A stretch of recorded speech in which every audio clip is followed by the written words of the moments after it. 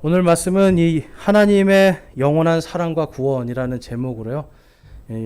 요한복음 3장 11절에서 17절까지 말씀을 선포하겠습니다. 오늘 말씀은 이제 우리가 잘 아는 말씀이죠. 하나님께서 우리를 얼마나 사랑하시는지. 근데 여러분, 이 하나님의 사랑은 다른 것이 아니라 영원한 사랑이라는 것이 우리에게 제일 감사한 거예요. 그렇죠? 하나님이 만약에 그냥 정말 임시로 사랑하신다 생각해 보세요. 자, 여러분, 누군가가 여러분을 임시로 사랑합니다. 어떤 조건을 걸고 내가 이 조건에 맞으면 사랑하고 이 조건에서 벗어나면 사랑하지 않는다. 그럼 여러분은 그 사람을 사랑하시겠어요? 여러분, 계약적인 사랑은 이거는 그냥 비즈니스예요. 그렇죠? 사업 간에 사업자들끼리 하는 것이 계약을 가지고 조건을 가지고 하는 사랑이에요. 그런데 하나님은 우리에게 그러한 사랑을 요구하시는 것이 아니라 하나님 스스로가 먼저 하나님께서 우리에게 그 사랑을 보여주시잖아요. 제일 중요한 겁니다, 여러분. 우리가 그분에게 사랑을 보여드리는 게 아니라 그분이 먼저 우리에게 사랑을 보여주셨다는 것. 세상의 종교들은 다 얘기해요. 신에게 너의 사랑을 보여봐라요. 신에게 네 사랑을, 네가 신을 얼마나 사랑하는지 보여봐라. 그런데 하나님은요, 보여봐라가 아니에요. 왜 그럴까요? 저와 여러분이 아무리 하나님 사랑해도 하나님한테는 이만큼도 되지 않아요. 그런데 하나님은 그것이 아니라 내가 너희를 이토록 사랑한다라는 걸 보여주시고, 너희가 이것을 믿으면 너희가 나를 사랑하는 줄 알리라. 우리의 이 작은 사랑, 아무것도 아니고 하나님은, 사실 여러분, 하나님 이 사랑이 필요 없으실 수도 있어요. 하나님은 이게 없으셔도 영광 받으실 분이에요. 그런데 하나님은 우리를 사랑하시고, 우리를 사랑하시기 때문에 인간을 만드셔서 너희와 내가 서로 사랑하자 하셨는데, 인간이 죄를 지음으로 인해서 하나님과의 관계가 끊어져 버립니다. 그러니까 인간은 할 수 없으니까 도저히 할 수 없는 이 사랑을 하나님께서 본인이 직접 오시는 거예요. 그래서 하나님께서 자신의 독생자를 이 땅에 보내신 이유가 뭐라고 말씀하시는 거예요? 세상을 심판하기 위해서요? 아니면 너희를 사랑하기 위해서요? 너희를 사랑하기 위해서. 심판과 정죄로 오신 예수님이 아니라 바로 하나님과 우리가 사랑할 수 있도록 사랑의 길을 열어주시고 사랑할 수 있는 관계를 맺어주시는 게 바로 예수님입니다. 그래서 여러분, 우리가 이 땅을 살아갈 때 가장 중요한 건 하나님께서 우리를 사랑하신다는 이 진리에서 벗어나지 않는 거예요. 여러분, 진리가 뭔가요? 진리. 우리가 말로는 진리가 너희를 자유케 하리라 하는데, 진리는 다른 게 아니라 영원히 변하지 않는 겁니다. 그런데 세상의 진리는 어때요? 여러분, 세상의 진리는 쉽게 말해서 이 지구와 우주가 성경에 보니까 마지막에 다 사라진다고 그러는데, 그러면 이 세상의 진리는 결국은 영원한 겁니까? 유한한 겁니까? 유한한 거예요. 우리가 아무리 지금 진리라고 하고 그걸 따라가는 것들, 그 속에서 결국은 다 끝날 진리들이고 사라질 진리. 그런데 하나님께서 우리를 사랑하시는 이 진리는 영원한 진리예요. 왜 그렇습니까, 여러분? 우리에게 영원한 생명을 주시기 때문에. 그리고 하나님의, 인간의 시간은 끝나지만 하나님의 시간은 계속되기 때문에 우리는 이 영원한 진리 안에 거할 때, 우리가 아까 찬양한 것처럼 예수 그리스도 안에서 이 영원한 진리 안에 있을 때 우리에게 참된 평화가 오는 겁니다. 그래서 여러분, 걱정과 근심과 괴로움, 예수 안에 있으면, 예수 그리스도 안에서는 우리가 다 해결이 되잖아요. 문제가 해결이 되는 겁니까? 아니면 내가 예수님 안에 있기 때문에 해결이 되는 겁니까? 예수님 안에 있기 때문에. 문제는 똑같을 수 있어요. 세상의 문제는 똑같아요. 그런데 내 안에 시간표가 바뀌는 거예요. 내 안에 시간표가 바뀌어요. 유한한 시간표에서 영원한 시간표로. 그러니까 아무것도 두려워하거나 염려할 필요가 없어지는 거죠. 그래서 여러분, 우리가 이 진리라는 것을 알게 되면 그때부터는 우리 마음에 평화가 찾아오고 자유가 생기게 되는 거예요. 그래서 많은 사람들이 지금 오늘날 진리를 찾아서 헤매고, 또 심지어는 진리에 관심이 없고 그래요. 왜 그렇습니까? 지금 이 시대가 포스트 모던이라는 시대예요. 포스트 모더니즘. 그러니까 상대적인 진리의 시대예요. 상대적인 진리 뭔지 이해가 되세요? 다른 게 아니라, 옛날에는, 쉽게 말해서 옛날에는 동성애가 죄다, 이건 잘못된 거다, 이상한 거다 했는데, 지금은 그 말 하면 어떻게 돼요? 혐오한다, 우리를 차별한다, 이렇게 이야기를 하잖아요. 그런데 그 사람들을 자꾸 정부에서 어떻게 해줍니까? 옹호해 주죠. 왜 그래요? 이제는 저 사람들도 인정해 줘야 된다는 거예요. 상대적인 진리는요, 예수 그리스도께서 설 수가 없습니다. 오직 예수 그리스도만이라는 이 한 가지 진리, 영원한 진리, 예수님만으로 구원받는다라는 이 진리를 딱 들이대는 순간 세상 사람들은 아니야 우리도 인정해줘야지. 우리도 인정해줘야지. 그러니까 불교에서는 어때요 여러분? 크리스마스 되면 예수님 탄생 축하합니다. 절에서 그렇게 크게 기념을 해줘요. 그렇죠? 근데 그 사람들이 예수님을 누구로 알고 그걸 해주는 거예요? 예수님을 진리라고 알고 하는 거예요? 아니면 그냥 위대한 성인으로 보고 있는 겁니까? 그냥 위대한 성인으로 보는 거예요. 진리로 보지 않는 거죠. 심지어는 요즘에는 어떤 교회는 석가탄신일에 부처님 탄생을 축하합니다. 걸어놓는 데들도 있어요. 여러분 축하할 일이 아니에요. 그렇죠? 결국은 여러분 이 시대가 점점점 뭐가 사라지냐면 진리가 사라지는 시대예요. 그런데 오늘 말씀은요, 우리에게 바로 이 하나님의 영원한 진리가 무엇인지를 가르쳐 주세요. 그 진리는 다른 것이 아니라 바로 하나님께서 우리를 영원토록 사랑하신다는 거예요. 하나님께서 우리를 영원토록 사랑하시니까 우리에게 영원한 생명을 주시는 겁니다. 오늘 말씀의 배경을 보면 우리 지난주에 본 것처럼 니고데모라고 하는 유대인의 랍비가 예수님을 찾아오는 거예요. 거기에서 계속 연장이 됩니다. 찾아와가지고 정말 선생님 랍비는 정말 이러한 기적들을 하시고 이렇게 위대한데 제가 이것이 잘 뭔지 모르겠습니다. 그랬더니 예수님이 뭐라고 말씀해요? 사람이 거듭나야 된다고 그래요. 우리 앞에 있는 말씀을 한번 보실게요.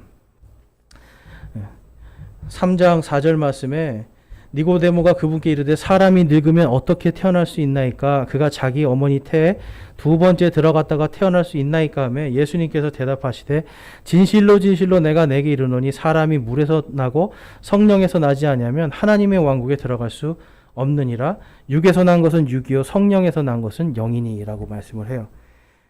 다시 태어나는 게, 그래서 제가 지난주에 다시 태어난다라는 건, 거듭난다라는 건 우리의 인격이 변하는 게 아니라고 말씀드렸어요. 우리의 인격이나 우리의 어떤 성격이 변하는 게 거듭남이 아닙니다. 진짜 거듭남은 내가 성령으로 거듭나는 거예요.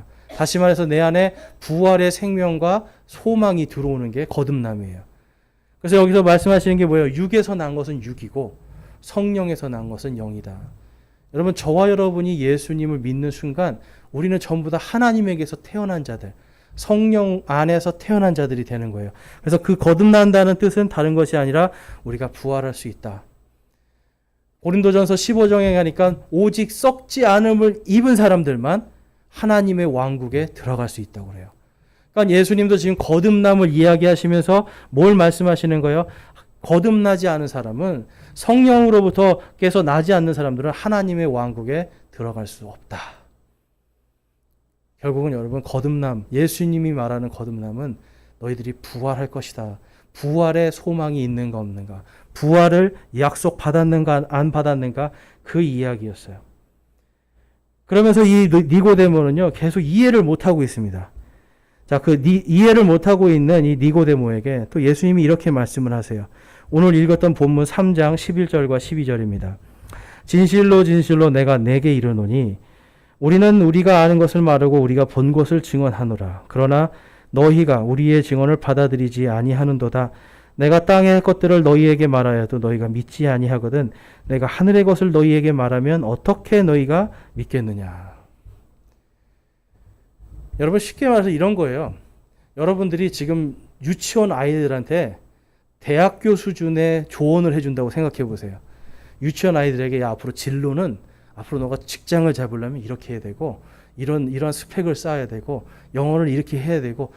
유치원 아이들한테 이 이야기 하면 알아듣겠습니까? 못 알아듣겠습니까? 못 알아들어요. 지금 예수님이 하시는 말씀이 이거예요. 너희들은 지금 아직 태어나지도 않은 애기들이야. 내가 아무리 하늘에 좋은 거를 다 얘기해도 네가 어떻게 알아듣겠냐? 이거 어떻게 다 얘기해도 네가 그것을 믿겠냐? 여러분, 다른 게 아니라 오직 성령에서 거듭난 사람, 예수님을 믿고 이 부활의 소망을 가진 자들만이 바로 그것을 이해할 수가 있습니다. 그것은 여러분 내가 하는 게 아니라 내 안에 계신 성령님이 하나님의 지혜와 명철을 주시기 때문에 그래요. 그래서 예전에 만난 어떤 스님이 여러분 성경을 자기가 다 읽어봤대요. 성경이 너무 재밌대요. 성경이 너무 재밌대요. 그래서 자기는 성경을 이독을 했다는 거예요. 그래서 그때 제가 깜짝 놀랐어요. 아니 나도 한 번밖에 못 읽었는데 감히 이 스님이, 그때 제가 청년 때 이제 막 예수님 믿어가지고 막 뜨거울 때였거든요. 그래서 어떻게 보면 그 사람 때문에 제가 더 성경을 열심히 읽었는데, 아무튼 스님이 성경을 2번 읽었는데 너무 재밌다는 거예요. 근데 여러분, 그 사람은 끝까지 예수님을 안 믿습니다. 왜 그럴까요? 그 안에 성령님이 없기 때문에. 재밌는 사실은요, 예수님을 믿고 구원받은 자들은 뭐가 제일 재밌을까요? 성경이 재밌어지기 시작해요. 읽는데 희한하게 이해가 돼요. 여러분 경험해 보셨어요? 예수님을 딱 믿었더니 갑자기 읽는데 희한하게 성경이 다 믿어지고 이게 막 다 내 거가 되는 거예요. 막 쑥쑥쑥 들어와요. 내가 하는 게 아니라 내 안에 계신 성령님이 하시거든요. 그래서 믿고 구원받은 자들은 성경이 이해가 됩니다. 그러니까 지금 여기서 말하는 거예요. 니고데모는 아직 예수님을 뭐라고 부르고 있어요? 랍비어라고 부르거든요. 예수님의 제자 중에 한 사람이 끝까지 죽을 때까지 랍비어라고 한 사람이 있어요. 그 사람 이름이 누굴까요? 유다예요. 가룟 유다. 가룟 유다는 끝까지 선생님이여, 랍비어 이렇게 불렀어요. 그 사람의 이 마음속에는 한 번도 예수님이 주님이지 않았습니다. 믿지 않았던 거죠.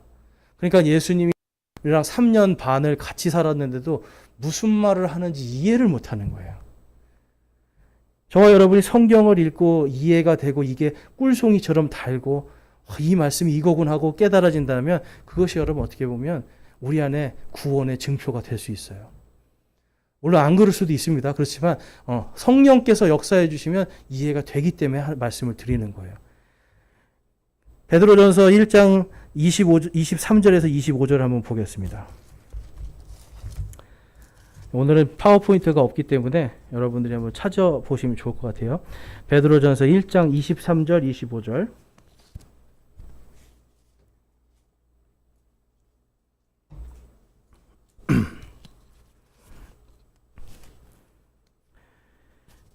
우리 함께 한번 읽어보겠습니다. 23절에서 25절까지 시작. 너희가 다시 태어난 것은 썩을 씨에서 난 것이 아니요 썩지 아니할 씨에서 난 것이니 살아있고 영원히 거하는 하나님의 말씀으로 된 것이니라. 모든 육체는 풀과 같고 사람의 모든 영광은 풀의 꽃과 같으니라. 풀은 마르고 그것의 꽃은 떨어지되 오직 주의 말씀은 영원토록 지속되나니 복음으로 너희에게 선포된 말씀이 이 말씀이니라. 아멘. 우리에게 선포된 이 복음의 말씀은, 이 진리는 영원한 진리예요. 하나님께서 영원하시기 때문에 그분이 선포하신 말씀은 영원한 진리입니다. 그래서 저와 여러분이 이 영원한 진리가 우리 안에 있기 때문에 우리에게 이 말씀이 이 안에서 역사하는 거예요. 이 역사하면서 우리에게 무엇이 들어옵니까? 부활의 소망이 들어오고 부활의 씨가 우리 안에 심겨졌기 때문에 이제는 여러분 우리가 이 부활의 삶으로 살아가는 거예요. 그래서 오전에도 제가 말씀드렸듯이 여러분, 종말이 소망이 되십니까 여러분? 정말 예수님이 내일 오시기를 소망하는 사람들은 이 마음속에 뭐가 있는 사람이에요? 내가 이제 부활할 것이구나. 나는 이제 영광이 내 앞에 있구나. 예수 그리스도의 영광이 나를 기다리고 있구나. 지금 여러분 안 보이세요? 저쪽 멀리 지금 하늘에서 예수님의 영광이 이렇게 오라고 하는 거 안 보이세요? 어제 운전하면서 가는데 야, 구름이요. 딱 보는데 야, 진짜 저게 예수님 오시는 거 아니야? 이런 구름이. 가끔씩 여러분 하늘 보면 그런 거 안 느껴지세요? 구름을 보면 저기 예수님 오시는 것 같아. 막 천사들이 내려오는 것 같아. 막 이런 느낌이 들잖아요. 바로 이러한 것들이 여러분 우리 안에 지금 역사하시는 이 성령님을 통해서, 자연 만물을 통해서 또 우리가 느끼는 거예요. 계속 깨닫는 거죠. 그래서 여러분 우리 안에 이 썩지 않을 이 씨, 이것이 심겨져 있기 때문에 진리가 우리를 계속해서 자유케 합니다. 저와 여러분 어떤 문제가 생기면 제일 먼저 입에서 툭 나오는 말이 있어요. 그게 뭐죠? 아이고 죽겠네. 아이고 죽겠네. 아 진짜 죽을 것 같아. 막 이런 말 하잖아요. 근데 여러분 우리 마음속에는 계속 무엇이 없으면 죽을 것 같고 이걸 갖지 못하면 죽을 것 같고 계속해서 마음속에 사람은 두려움이 있습니다. 죽음의 두려움. 그런데 아까 말씀드린 것처럼 저희는 예수님의 이 부활의 씨가 심기는 순간 우리의 시간은 영혼의 시간으로 바뀌는 거예요. 이 살은 유 안에 계속해서 썩어가죠. 그렇지만 우리 안에서는 영혼의 시간이 흘러가면서 이 진리가 우리를 자유케 하고 있습니다. 고린도전서 1장으로 한번 가보겠습니다. 고린도전서 1장. 고린도전서 1장 21절과 22절 말씀 먼저 보면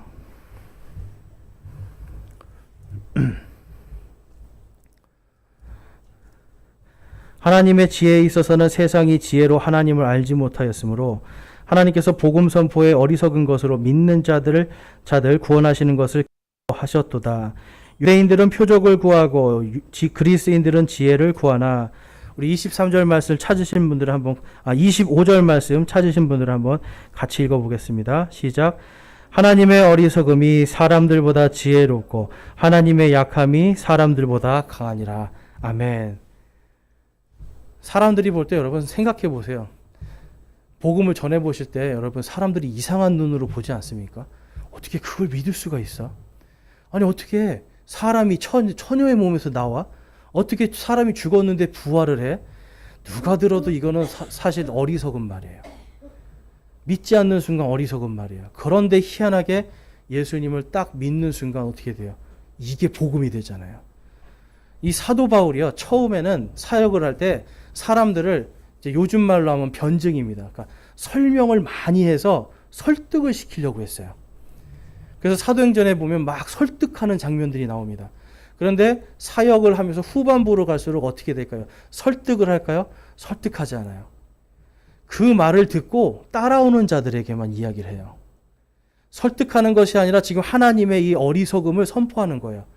말씀드렸듯이 유대인은 뭘 구한다고요? 표적을 구해요. 유대인들은 만날 때마다 자, 죽은 사람 일으켜봐. 앉은 뱅이 일으켜봐. 뭔가 기적을 보여봐. 이러는데 그리스 사람들은 또 뭘 구해요? 지혜를 구해요. 야, 그럼 지혜로운 말이 뭔가? 근데 이 사람들은 당시에 어떤 것을 구했냐면 극도의 아주 최고의 지혜를 얻어야 구원을 받는 겁니다. 이 육신이 계속 그 지혜가 쌓일 때까지 죽었다 살아났다 윤회를 한다고 믿었어요. 그래서 지혜의 분량이 이만큼 쌓이면 윤회가 끊어지는 거예요. 뭐랑 똑같죠, 여러분? 불교랑 똑같은 거예요. 불교도 사실은 다 영지주의입니다. 그러니까 뭔가 지혜와 깨달음이 막 오는 그러한 말을 듣고 싶은데 지금 이 사도 바울은 뭐예요? 맨날 와가지고 예수님 십자가 얘기하고 있죠. 부활 얘기하고 있죠. 심판 얘기하고 있죠. 그러니까 이 사람들이 지혜가 아니라 이거 뭐야? 완전 뭐야? 이게 무슨 말이야? 우리가 듣고 싶지 않은 말이야. 그런데 날마다 외치는 거예요. 그러니까 사도 바울이 하는 말이 어리석게 느껴졌지만 사도 바울이 뭐라고 말합니까? 하나님의 어리석음이 사람들보다 지혜롭고 하나님의 약함이 사람들보다 강하니라. 여러분 우리가 생각하는 것으로 다른 사람을 구원시킬 수가 없습니다. 우리는 그냥 선포하고 하나님의 말씀이 역사하기를 기도하는 거예요. 사람들이 어리석은 것이라고 하고 조롱과 멸시를 해도 우리에게 지금 무엇이 정해져 있어요, 여러분?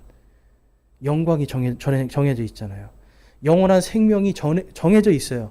그러면 이 영원한 생명을 전하는 거예요. 자, 예수님 믿기 전에 여러분 영원한 생명이라는 거 들어보셨어요? 한 번이라도 그걸 생각이라도 해보셨어요? 한 번도 못했을 거예요. 그런데 예수님을 딱 믿는 순간 뭐가 탁 들어와요? 영원이라는 단어가 탁 들어와요. 이 진리가 우리 안에 있기 때문에 진리가 우리를 자유케 하고 이 진리가 우리 안에 있기 때문에 예수 그리스도 안에 있는 사람에게는 영원한 생명이 있는 겁니다. 이제는 다시는 정죄함이 없어지는 거예요. 그래서 오늘 본문 말씀 13절 말씀을 가니까 하늘로부터 내려온 자 곧 하늘에 있는 사람의 아들 외에는 아무도 하늘에 올라가지 아니하느니라. 모세가 광야에서 뱀을 든 것 같이 사람의 아들도 반드시 들려야 하리니 이것은 누구든지 그를 믿는 자는 멸망하지 않고 영원한 생명을 얻게 하려 함이니라. 아멘. 하늘에서 내려온 자가 아니면 하늘로 올라갈 수 없다. 예수님이 내가 곧 하늘에서 온 하나님의 아들, 바로 너희들이 기다리던 그 그리스도다라고 말씀을 해요. 그런데 그 그리스도가 올라가지 아니하였느니라 라고 말씀을 해요. 그 하나님의 아들 외에는 아무도 하늘로 올라간 사람이 없어요. 그렇죠? 물론 이제 구약 성경에 보면 이 성도들의 부활의 예표로 엘리야라는 사람도 나오고 에녹이라는 사람도 나옵니다. 근데 이 사람들은 하나님이 아니죠. 지금 여기서 예수님이 말씀하는 것은 내가 곧 하나님이다라고 하는 것을 말씀을 하고 있어요. 그러면서 14절 말씀이 연결이 되는데요. 모세가 광야에서 뱀을 든 것 같이 사람의 아들도 반드시 들려야 하리니. 여러분, 이게 무슨 말씀인 것 같으세요? 지금 예수님이 하늘에서 내려온 자, 곧 하늘에 있는 사람의 아들 외에는 아무도 하늘에 올라가지 아니하였느니라라고 말씀을 하죠. 이 전체적인 이야기는 뭐냐면 바로 부활에 대한 이야기를 하시는 거예요. 여러분, 부활을 통해서 지금 이 모세가 광야에서 뱀을 든 것 같이 많은 사람들이 이것을 십자가라고 생각을 해요. 십자가도 맞다고 볼 수 있지만 지금 여기서 말씀하는 것은 전체적인 문맥에서 지금 부활하여서 승천하신 예수님에 대한 이야기를 모세가 광야에서 뱀을 든 것으로 말씀을 하고 있습니다. 그래서 반드시 들려야 하리니 이것은 누구든지 그를 믿는 자는 멸망하지 않고. 여러분, 우리의 영과 혼이 멸망을 하나요? 우리의 육신이 멸망을 하나요? 육신이 멸망하는 거예요. 요한복음 3장 16절의 말씀도 예수 그리스도를 믿는 자가 멸망하지 않는다라고 할 때 이 멸망은 우리의 혼과 우리의 영이 멸망하는 것이 아니라 우리의 육신이 멸망하지 않는, 그래서 영존하는 생명을 주신다라고 약속을 하고 있습니다. 자, 우리 시편 말씀에 한번 가볼게요. 시편 47편 말씀 한번 가보겠습니다.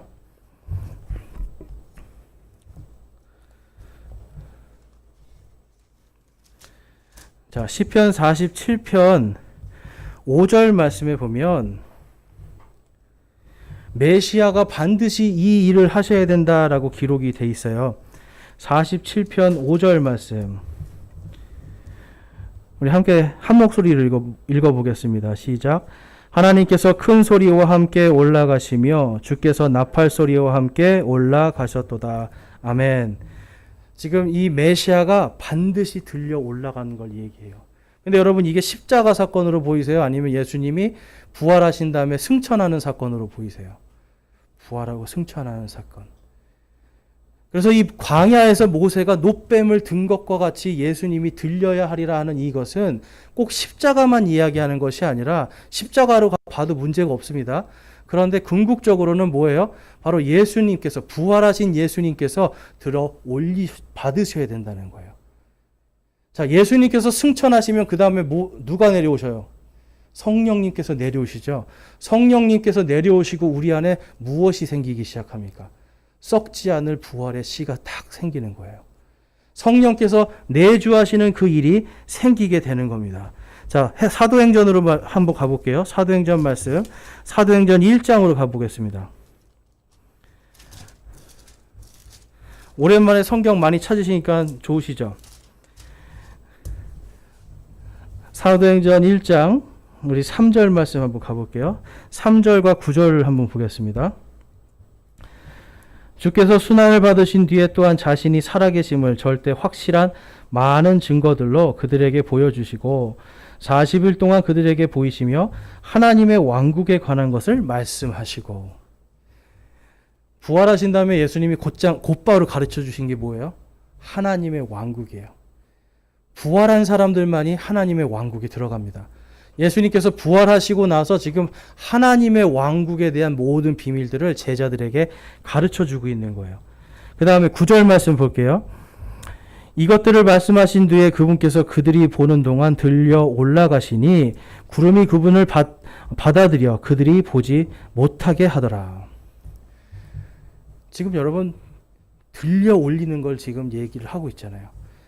모세가 마치 이 놋뱀을 들어 올린 것처럼 예수님께서 부활하신 이후에 부활하신 예수님이 들려 올림 받으시는 그 사건, 이것을 지금 예수님께서 말씀하시면서 그것이 무엇과 연결이 되어 있다는 거예요. 하나님의 왕국과 또 우리가 받을 하나님의 영광에 대해서 말씀하고 있습니다. 자, 그러면 이 놋뱀이 들린 사건에 대해서 아시는 분도 있겠지만 모르시는 분들이 있어서 잠깐 말씀을 드리면, 출애굽기를 이제 보고 있으면 이제 출애굽해서 하나님께서 시내산에서 계명도 주시고, 그다음에 이들이 계명을 받고 성막을 짓고 시내산 밑에서 한 1년 정도를 이렇게 삽니다. 하나님께서 통치하시는 것을 다 경험하고 살아요. 그다음에 이제 하나님께서 이제는 가나안 땅으로 가라. 그래서 가데스 바네아라는 곳으로 쭉 올라가요. 그다음에 거기서 이 사람들이 바로 하나님께서 명령하신 대로 각 지파에서 한 명씩 해서 12명의 정탐꾼이 가나안 땅으로 가서 40일을 정탐을 합니다. 딱 돌아왔는데 무슨 일이 생긴 거예요? 10명의 정탐꾼은 그 땅에 있는 거인들을 보고 기가 다 죽어버렸어요. 우리는 그들 앞에서는 메뚜기 같은 자들입니다. 우리는 도저히 이길 수 없습니다. 막 이러니까 사람들이 어떻게 했어요? 모세를 돌로 쳐 죽이려는 거예요. 그런데 반대로 여호수아와 갈렙이라고 하는 두 사람은 어떻습니까? 아니다, 아니다. 저들은 우리의 밥이다. 하나님께서 우리와 함께 하시기 때문에 우리가 올라가자. 그러나 사람들은 이 두 사람의 말을 듣지 않고 10명의 사람들의 말을 듣고 모세를 죽이려고 합니다. 그래서 하나님께서 뭐라고 말씀해요? 너희들이 나를 대적했으니까. 모세를 대적한 게 곧 하나님을 대적한 거거든요. 그래서 40일 동안 정탐을 했으니 하루를 1년씩 쳐서 40년 광야 생활을 해야 될 것이다. 20세 이상의 숫자에 계수된 자들은 다 광야에서 죽고 그 다음 세대들이 들어갈 것이다 라고 약속을 해주세요. 물론 여호수아와 갈렙만 빼고요. 그런데 이제 40년이 다 될 때쯤에 이제 이들에게 한 일이 생깁니다. 바로 이 가나안 왕 아랏이라는 사람이 이들을 공격을 해요. 가나안 왕 아랏이 공격을 하니까 사람들이 어떻게 되겠어요? 겁을 먹은 거예요. 겁을 먹고 이제는 어떻게 해야 되겠나 했는데 이제 하나님께서 힘을 주셔서 그 전쟁을 이깁니다. 그런데 이기자마자 무슨 일이 생기는 거예요? 곧바로 이들에게는 배고픔이라고 하는, 갈증이라고 하는 두 가지, 먹고 마시는 거에 대한 문제가 딱 들어오는 거예요. 여러분 생각해 보세요. 전쟁을 이기게 해주신 하나님이에요. 그들을 구원해 주신 하나님이에요. 40년 동안 보면은 이때 잠깐 뭐가 없었을까? 가만히 보니까 성경에 보면 40년 동안 하나님께서 뭘 내려주셨다고 기록되어 있어요? 만나를 주셨다고 되어 있어요. 근데 이들이 갑자기 배고픈 상태인 거예요. 갑자기 뭐가 안 내린 거예요, 여러분? 만나가 없는 거예요. 마실 물이 없는 거예요. 그러니까 이들이 곧바로 거기서 이집트를 딱 생각합니다. 이집트에서. 그래서 이집트로 돌아가자라고 하는 거예요. 그래서 하나님께서 그들에게 뭘 내리세요? 불뱀을 보내서 불뱀이 물려서 죽게 만드는 거예요. 그러니까 이스라엘 백성들이 하나님 살려주십시오, 살려주십시오 하고 모세가 살려주십시오라고 간청하니까 하나님이 뭘 말씀해요? 바로 그 불뱀을 놋을 쳐서 똑같이 만들어서 장대에 매달아 높게 들어라. 누구든지 이 뱀을 보는 자는 살리라 라고 말씀을 해요. 근데 여러분 이것이 무엇을 뜻하는 것일까요? 여러분 당시에 이 신명기 말씀에도 보면 나무에 사람이 매달린 자는 저주를 받은 자라고 분명히 말씀을 해요. 나무에 매달렸다는 건 저주를 받았다는 거예요. 그런데 여러분 이 불뱀이 상징하는 게 뭘까요? 바로 이집트의 신입니다. 이집트의 우상이에요. 그들이 무엇 때문에 이집트로 돌아가려고 했어요? 이집트의 번영을 봤는데 이집트의 번영을 보면서 또한 동시에 뭘 보는 거예요? 그들의 우상을 보는 거예요. 그래서 파라오의 왕관에도 항상 뭐가 있습니까? 뱀이 있어요. 이들이 신의 산 밑에서 만든 이 황금 송아지도 결국은 이집트의 신을 가보니까 우리 목요일날 보니까 머리에 뭘 가지고 있어요? 뱀을 갖고 있어요. 이집트의 이 아피스라고 하는 이 소의 신은 항상 뱀이 있습니다. 그러니까 이들은 이집트의 신은요 항상 뭐냐면 뱀이에요, 뱀. 그래서 이 뱀을 이들이 숭배하려고 하는 그 마음이 있으니까 하나님이 뱀을 보내서 죽게 만들어요. 그런데 이 뱀을 지금 어떻게 하신다는 거예요? 놋으로 쳐서 뱀 모양을 나무에 달아 드는 순간 이 뱀이 무슨 뱀이 됩니까? 저주를 받는 그들의 신이, 그들이 믿고자 했던 신이 저주의 형태로 바뀌어버리게 되는 거예요. 그러면서 너희의 신은 저주받아 나무에 달렸다. 그렇지만 이 저주가 뭐로 바뀌어요? 그것을 보는 자. 내가 저주받은 거를 보고 있었구나. 내가 저 저주받은 것을 믿으려고 했구나 하는 자신의 회개, 그 믿음의 마음 때문에 하나님이 살려주시는 거예요. 갈라디아서 3장 말씀 한번 가보겠습니다. 갈라디아서 3장. 고린도 후서 뒤에 갈라디아서가 있습니다.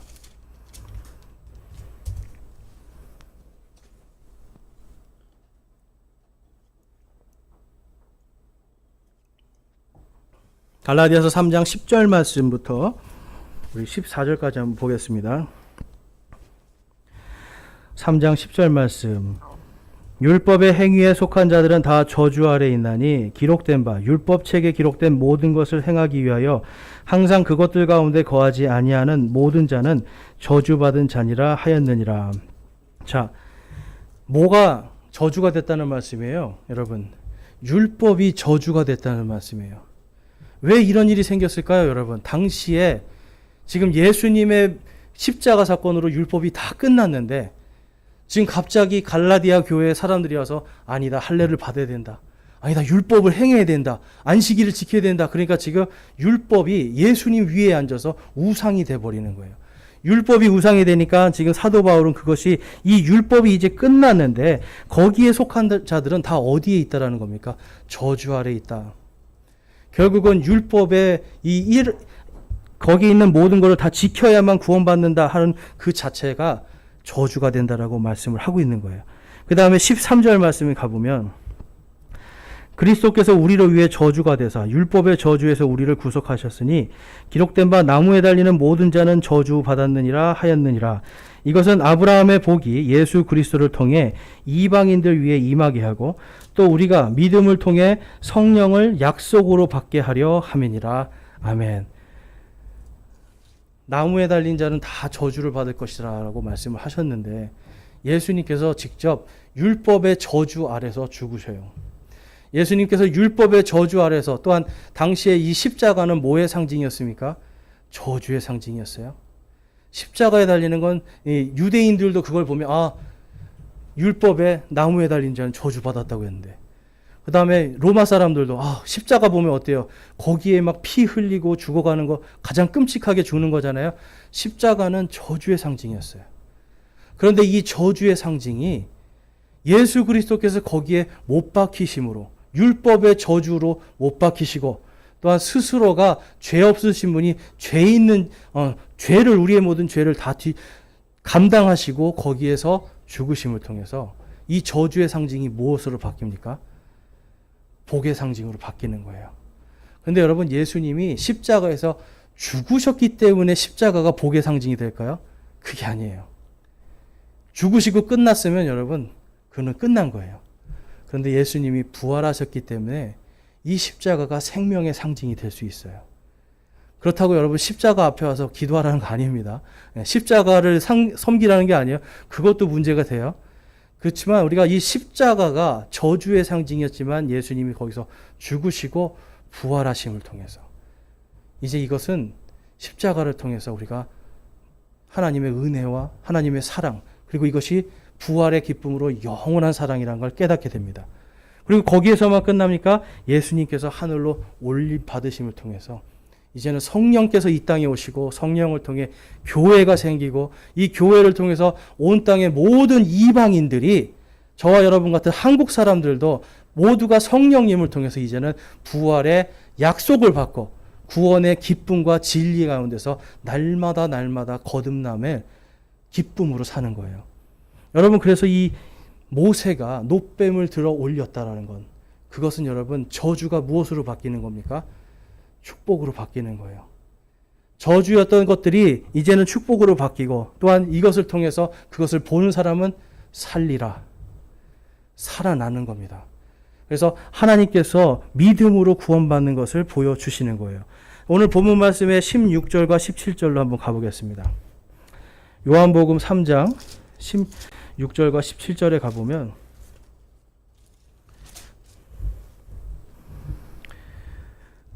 우리 찾으신 분들 한번 같이 한번 읽어보겠습니다. 바로 이 부활의 기쁨을 지금 예수님께서 이렇게 말씀하시고 계세요. 16절 17절 같이 읽겠습니다. 시작. 하나님께서 세상을 이처럼 사랑하사 자신의 독생자를 주셨으니 이것은 누구든지 그를 믿는 자는 멸망하지 않고 영존하는 생명을 얻게 하려 하심이라. 하나님께서 자신의 아들을 세상에 보내신 것은 세상을 정죄하려 하심이 아니요 그를 통해 세상을 구원하려 하심이라. 아멘. 예수 그리스도를 믿는 자에게 무엇을 주신다고요? 믿는 자는 멸망하지 않고 영존하는 생명을 주시겠다라고 약속해요. 영어로 가니까 everlasting life. 그러니까 everlasting. 요즘에 이제 이런 복싱을 많이 하는데 복싱 글러브 유명한 상표가 everlasting입니다. 뭘까요, 여러분? 링에서 끝까지 살아남으라는 소리예요. 이 영어의 이 everlasting life는 뭐냐면 여러분, 영원히 존재하는, 그래서 줄여서 영존하는 생명이에요. 그러면 여러분, 무엇이 영존하는 거예요? 우리의 육신이. 이 썩어질 육신이 아니라 예수 그리스도의 영광이 있는 그 육신. 그래서 여러분, 하나님의 왕국은 우리의 영과 혼이 가는 게 아니라 무엇이 가는 거예요? 우리의 구원받은 이 썩지 않는 영화로운 이 몸이 우리의 혼과 결합하고 우리의 영과 결합해서 완전한 채로 하나님의 왕국에 들어가는 겁니다. 여러분, 하나님의 왕국은 완전하지 않으면 들어갈 수 없어요. 왜 그렇습니까, 여러분? 하나님께서 완전하시기 때문에. 내가 완전하니 너희도 완전하라 하시는데, 여러분, 저와 여러분이 지금 완전하실 수 있어요? 우리 절대로 완전할 수 없어요. 그런데 우리 안에 계신 이 성령님 때문에, 우리 안에 있는 이 영원한 진리 때문에, 그것 때문에 우리는 완전하다고 하나님이 인정해 주시는 거예요. 그래서 믿음을 떠나지 않으면 우리는 계속해서 이 영존하는 생명 때문에 감사와 기쁨이 넘치게 됩니다. 구원을 여러분, 우리가 구원이 취소된다, 구원이 사라진다, 내가 조금만 죄를 지으면 내가 지옥 갈 거다, 이러한 것은 여러분 결코 복음이 아니에요. 하나님께서 영존하는 생명, 누구든지 조건은 딱 하나입니다. 예수 그리스도를 믿는 자. 믿는 자는 멸망하지 않고 영존하는 생명을 얻게 해주시겠다. 여러분, 그래서 이 우리가 갖고 있는 이 생명이, 갖고 있는 이 말씀이 영원한 하나님의 사랑, 영원한 하나님의 진리입니다. 오늘 이 말씀을 통해서 저와 여러분이 이제는 영원한 진리 가운데서 살기를 원해요.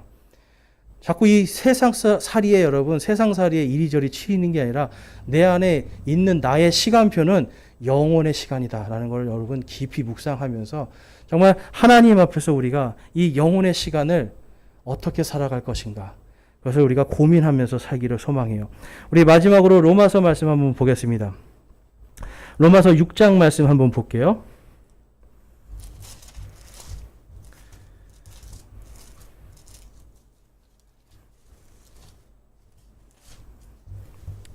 로마서 6장 22절부터 23절까지 말씀입니다. 바로 죄의 삭슨 사망인 바로 우리의 몸이 이제는 예수 그리스도께서 스스로 저주가 되시고 스스로 나무에 못 박혀 죽으심을 통해서 이제는 그것이 그분의 피를 통해서 우리가 구원받고 모든 것에서 해방되었음을 사도 바울은 다음과 같이 고백을 합니다.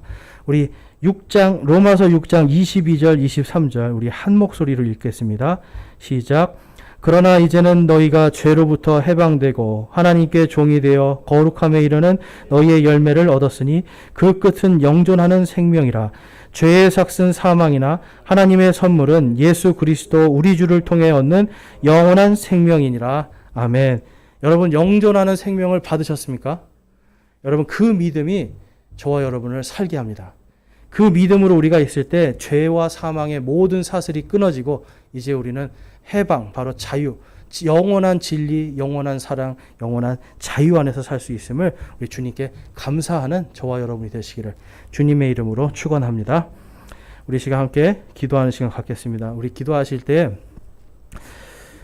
여러분 안에 자유가 있습니까? 혹시 여러분 아직도 내가 자유함이 없습니다. 여러분, 이 자유는 꼭 죄와 사망에서의 자유뿐만 아니라 이 땅에서 우리가 매여 있는 것들, 정말 이 유한한 시간 속에 결국은 다 사라질 것들인데 그러한 것에 혹시 여러분의 마음이 묶여 있지는 않습니까? 여러분, 이 시간 하나님 앞에 기도하기 원합니다. 주님, 저에게 이 영원한 시간을 주셨는데 저는 아직도 세상에 묶여 있고 나의 생각에 묶여 있고 나의 계획에 묶여 있고 아직도 자유가 없습니다. 하나님, 저에게 자유를 주셨는데 이제는 성령님께서 인도해 주시는 바로 그 자유, 예수님께서 십자가에서 이루신 그 자유, 예수님께서 부활하시고 승천하심을 통해 나에게 주어진 이 자유, 주님 안에서 참된 자유를, 영원한 자유를 누리고 싶습니다. 자유를 누릴 수 있도록 인도하옵소서라고 기도하시고, 또한 주님, 저에게 영원한 사랑과 영원한 진리를 알게 해주심에 감사합니다라고 기도하기 원합니다. 우리 함께 기도하겠습니다.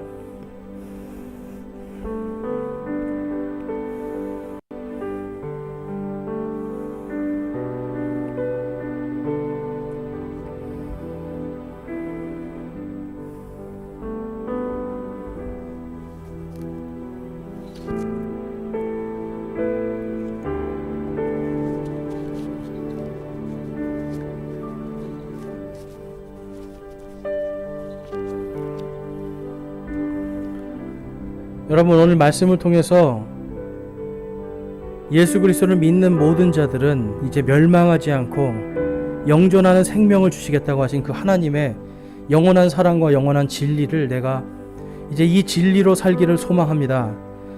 세상의 것에 내 마음을 빼앗기는 것이 아니라 내가 이 진리를 수고하는 자로 살기를 소망합니다. 내가 그렇게 살기를 결단합니다 하시는 분 있으면 손을 들어서 하나님께 마음을 드리겠습니다. 나에게 주신 이 영원한 진리, 이 영원한 생명, 제가 이것을 수호하는 자로, 지키는 자로 살기를 소망합니다 하시는 분 손을 들어서 하나님께 마음을 드리겠습니다. 감사합니다. 손 내려주시고, 내가 이제 죄로부터 해방되었으니 이제는 내가 진리 안에서 자유케 되며 오직 예수 그리스도의 그 발자취를 따라가는 주님의 참된 제자의 삶을 살기를 소망하고 결단합니다 하시는 분이 있습니까? 손을 들어서 하나님께 마음을 드리겠습니다.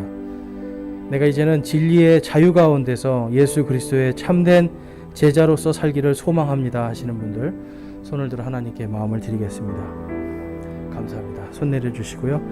여러분들께서 정말 오늘 이 예수님의 그 이름을 통하여서 저와 여러분의 안에 있는 이 부활의 생명과 소망, 하나님의 왕국의 그 영광의 그 기쁨이 여러분 안에 풍성하게 열매 맺기를 주님의 이름으로 축원합니다. 아멘. 우리 함께 찬송가 419장 찬양하심으로